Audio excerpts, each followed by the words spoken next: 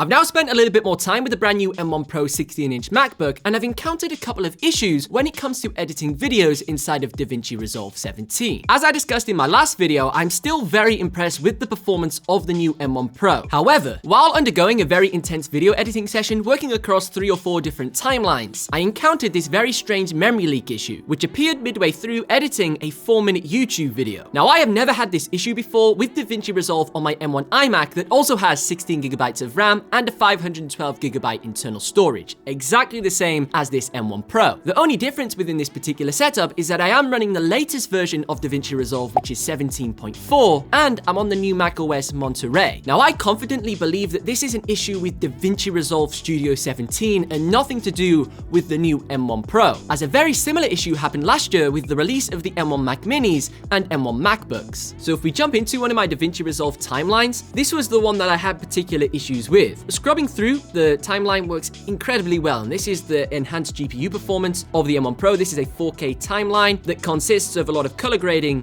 and various effects. However, issues begin around this point within my timeline, and if I click play, you can see it begins to flash media offline, even though clearly this video clip is not offline. It is in my timeline. I can edit with it, I can set in and out points, I can color grade it, but as soon as I click playback, it flashes media offline. And the same also happens for this clip over here. You can see the clip is clearly within my timeline. I begin playing it back and it says media offline. But if I were to go ahead and export this video out, the media would be online. And the problems don't end there. This clip also suffers from the exact same issue, and further on within the timeline, this clip also suffers from the exact same issue. And after all of that frustration, the icing on the cake was being presented with this memory issue, which ended up resulting in DaVinci Resolve crashing numerous times. And in case you think I've set up the cache and RAM usage completely wrong on the M1 Pro, this simply cannot be a variable because I've set up DaVinci Resolve exactly the same as my M1 iMac behind me that allows me to edit like 10, 15 different projects with dynamic switching without any issues